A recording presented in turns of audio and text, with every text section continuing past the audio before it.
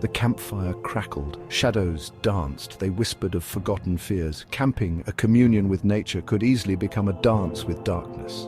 These are stories of those dances, tales of unease, of ambiguous terror.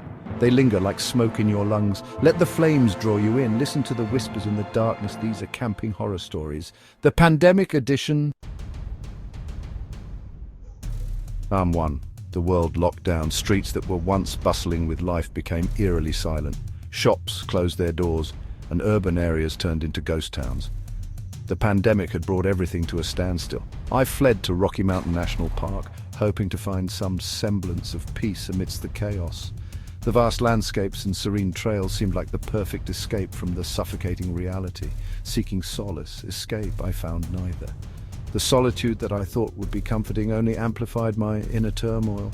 Nights by the campfire were long and filled with restless thoughts. Job loss and online harassment had left me raw, vulnerable. Every notification on my phone felt like a dagger, reminding me of the life I was trying to leave behind. The texts started on the second night, unknown number. "You shouldn't be here!" My pulse quickened. The words were simple, but the threat was clear. I felt exposed, even in the vast wilderness. I told myself it was nothing, just a wrong number, a cruel prank. Then I saw it, a flash of light, out in the darkness. Someone was watching me. The feeling of being hunted was overwhelming. I grabbed my only weapon, a flare gun. My hands trembled as I prepared it, hoping it would be enough to scare away whoever was out there. Fired it into the sky. The forest went silent. The bright light illuminated the trees, casting eerie shadows. For a moment, everything was still. I never received another text. But the fear lingered. Every rustle in the bushes, every snap of a twig kept me on edge. The sense of being watched never truly left. 5 years later, it still does. The memories of that night haunt me, a constant reminder of the vulnerability I felt. The forest, once a place of refuge, now holds a darker significance. We were just kids then, camping in the woods, our family's land, safe.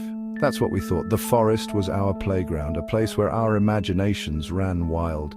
We spent our days exploring, climbing trees and discovering hidden trails. The nights were filled with the sounds of nature, a symphony that lulled us to sleep.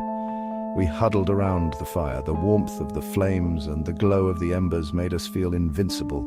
We roasted marshmallows, their sweet, sticky goodness a treat we looked forward to all day, telling stories, laughing. Then the scream started, high-pitched, desperate. It was a sound that cut through the night, sending chills down our spines. We looked at each other, eyes wide with fear and confusion, like a rabbit caught in a trap. The sound was haunting, echoing through the trees. We knew something was wrong, but we were too scared to move. My uncle, he just smiled. He tried to reassure us, saying it was nothing to worry about. But his smile didn't reach his eyes. There was something he wasn't telling us. "Fox," he said, "just a fox." But we knew better. The sound was too human, too filled with pain. But foxes don't scream like that. We listened, hearts pounding as the screams continued. It was a sound that would stay with us forever. And the girls, they weren't with us that night. They were already asleep. Back at the cabin, safe, or so we hoped. We never figured out what made those sounds. We searched the woods, calling out, but there was no answer. The forest remained silent, as if it was hiding its secrets from us. But I still hear them in my nightmares. The screams haunt me, a reminder of that night, a night when the forest, our sanctuary, became a place of fear. It was supposed to be a bonding trip, a chance to escape the hustle and bustle of daily life, to reconnect with nature and each other, just me and my son.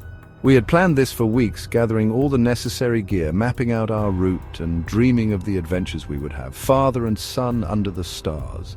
The night was supposed to be magical, filled with stories and laughter around the campfire, but the stars felt different that night, cold, uncaring. There was an unsettling stillness in the air, a chill that crept into our bones. We were alone, truly alone.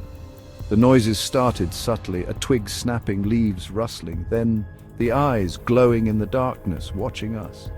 It felt like the forest itself was alive, breathing and aware of our presence. We packed up our gear, our hands trembled as we hurriedly stuffed everything back into our bags, panic rising in my throat. My son was crying.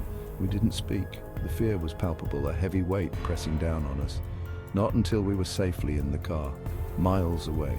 The silence between us was deafening, filled with unspoken terror. Even now, He refuses to talk about that night. The memory haunts him, a shadow that lingers in the corners of his mind, and I don't blame him. Some experiences are too intense, too raw to revisit. Some things are best left buried in the darkness. The forest holds its secrets, and we're content to leave them there.